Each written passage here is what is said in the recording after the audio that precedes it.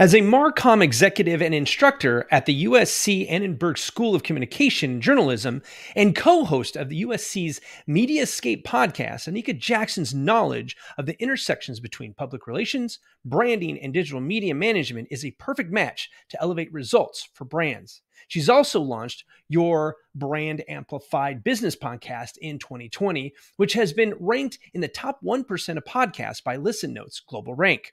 Let's see what makes Anika so buzzworthy.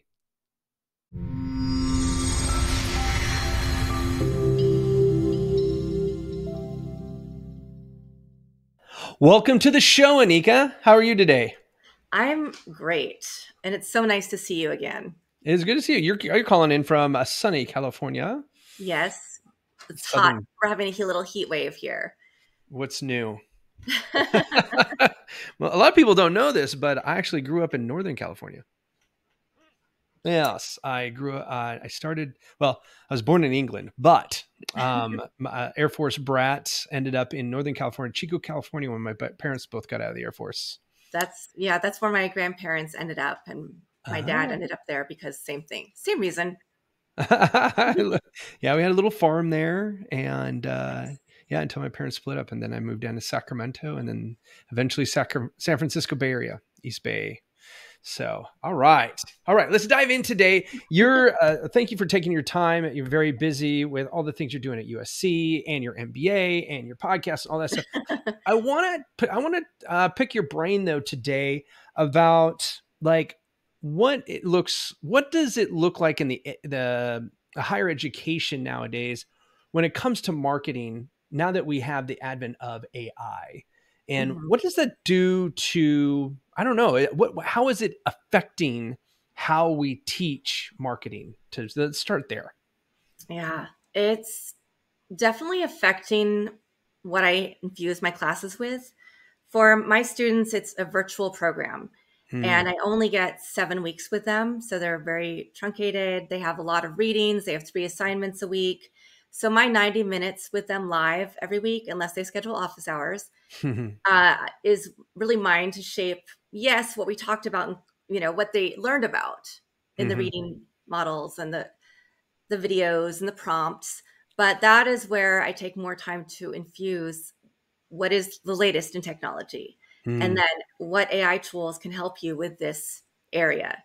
So if I'm teaching, for instance, a class right now on ad tech, martech, mad tech, privacy, just kind of a beginner's course of things to think about as you are moving into this field.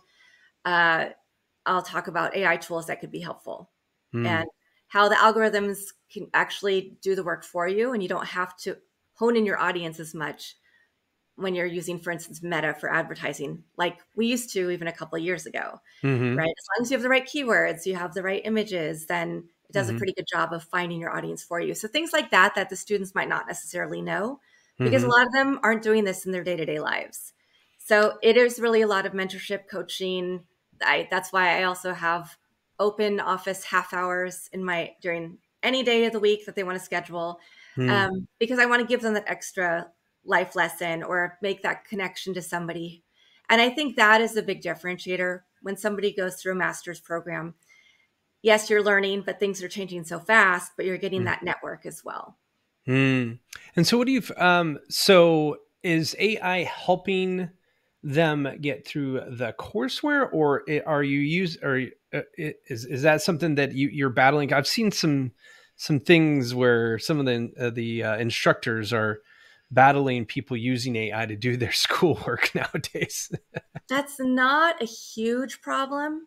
I do see it in a student here and there. When I can tell, I'm like, this is very generic. You didn't personalize this or use anything from the readings, but I encourage my students, particularly those who might be from overseas, English as a second language. We do get a lot of students from China, from India. And I want them to use Grammarly. I want them to run things through some form of editing, whether it's Word or taking it to Chat or Claude or any of the other ones, and just making sure their language, their grammar structure is correct. Gotcha. So I encourage them because most people who are really high up in the AI world have told me that there are two kinds of jobs, right? Or two kinds of people. There are the people who know how to use AI, and then there are people who they're replacing because they know how to use AI. So I encourage you, I want them to try out, I want to know what tools they're using if they discover something. And then I also want to turn them on to other tools that they might not know of, because the AI marketplace is saturated. Oh, yeah. Oh, it is. What are some of your favorite tools as of late? AI tools. I love simplified.com. So they are a 5 AI tools in one platform. They originally started out as a video editing tool and then added social media, so you could edit video and then post it right to your socials. And now I can upload an episode and it'll automatically create 20 reels for me. Sometimes more, sometimes a few less, depending on the length of my podcast. And then I can go through the transcript. I'm like, I really wanted this key moment, but I don't see it in what AI pulled out, or I want a slightly different version of it. I can pull out what I want it to create a reel from. So it saves me from having to go in and edit, but I can still tell it what I want. And then I can bulk schedule to social media, so I can make sure I'm actually using the content, because all of us have a tendency sometimes to get backed up. We're so busy teaching, coaching, all these other things, podcasting, that we get backed up sometimes on our own social media, which I'm very guilty of right now. So that's one tool. It also has a voice clone of me, so I can use that for things.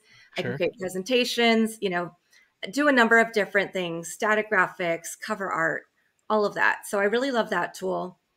And Simplified does all of that. Yes, Simplified does all of that. That's awesome. Yeah. And if anybody's listening and wants to try it, I think they have a free trial. And then I have a discount code, which is ANIKA 30, to get 30% off if you want to try it. So I try to share that out because I want people to it's not a high price, but I always want people to get the best deal that they can. Sure. That's awesome. And then another one that I really love right now is called Maestrix AI. Okay. And that one, you put in a website, or you put in a description of the service or product that you are trying to bring forth. And then it'll go through the website or your product description, do a little bit of a competitive analysis, and spit out insights on 3 ideal personas, their pain points, how you combat their pain points, what your unique selling proposition is. Then it gets granular. It can create an entire content strategy for you in the different awareness, activation, all the different stages of the funnel to get somebody to actually purchase or interact with your brand. It creates, it gives you what you should use for Google ads, SEO, blog posts, and then it also can create unique art. So that's a tool that, nothing is foolproof. You always want to check. It's a tool, but it's a really great starting point for those who might be starting their businesses. They're not quite sure. They don't have, they do some research, but this can spit something out for them. Just give them food for thought, a starting point. Say, yes, this is what I'm looking for, or, oh, this is way off the mark. Let me try some other keywords and some other things. Gotcha. Oh, that's awesome. That's a good one. And so when it comes to like social media, there's one that I like. It's called Videoized or Videoize, and it's Video Eyes YZE. So it's Videoize. I don't know why they did that, except to make it hard on everybody. But it is one that a lot of times when you see social media, you'll hear like kind of that generic robot voice that will be that kind of does explainer videos type of thing. And you can actually type in your script and it will then create a reel that utilizes all stock imagery. You don't even have to be on the video. Wow. So you can literally take like a little 30-second script, pop it in, it just creates it from start to finish. Nice. And then it will format it in the different types. So for reels, for stories, for feeds, and then on the different platforms, because LinkedIn has a different dimension than Facebook, then Instagram, then TikTok, blah, blah, blah, blah. So that's what I like as far as that goes. And I think that would be a good pairing with the ones that you were just talking about, that especially simplified.com. because Mhm. then you can have kind of a little bit of both.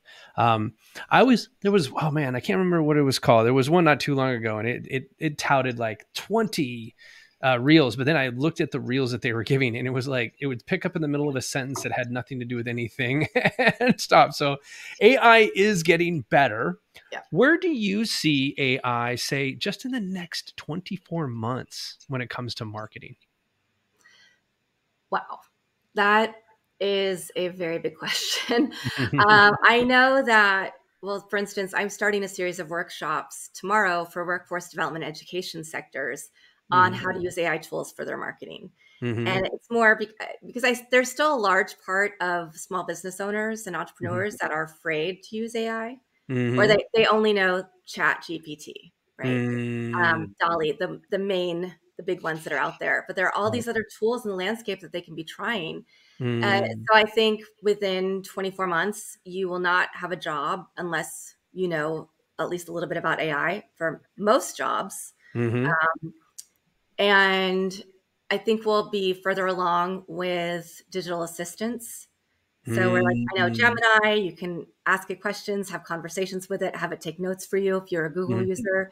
Mhm. But I had a conversation maybe last week or the week before with somebody who's in AI and said, we're eventually all going to have our own AI assistants. So Mhm. we can name them, we can come up with their voice, they can take notes for us, they can put meetings on our schedules, they can make sure that they email somebody on our behalf and kind of Mm. take over some of the rote things to Mhm. give more room for us to be creative Mhm. and iterate. And Ah. so I think that's where we're going to go, where people are scared and fearful of what it can do. Mm. Get rid of the fear. Just learn how to use a couple tools and then learn how to use a couple more. And you'll find that those menial tasks that we all hate doing and sometimes put to the last minute will be taken care of by AI Uh-huh. and leave you room to do a better job in your actual job. Exactly. I think that you nailed it on the head when we talk about like repeatable tasks and things that, I always say if there's something that you do more than 3 times in a month, any given month, and it's something that you can delegate to somebody else, meaning that it has repeatable outcomes, Hmm. right? So it's repeatable input for predictable outcomes, I should say. Then it needs to be delegated, and AI is now the cheapest employee you can hire once you can get it to do what you need it to do. Yeah. We use AI in content marketing. And a lot of Hmm. people think, oh, well, you're just, AI is not creating anything new, which is very, very correct. But there's a lot of tools within AIs and in just something as simple as Claude or ChatGPT, where you can use it for research, like you said, in proofreading, grammar, analyzing voice. Are you in the passive voice too much? Mm. Are you writing? Can you rewrite this in the active voice type of thing, or correct for the active voice?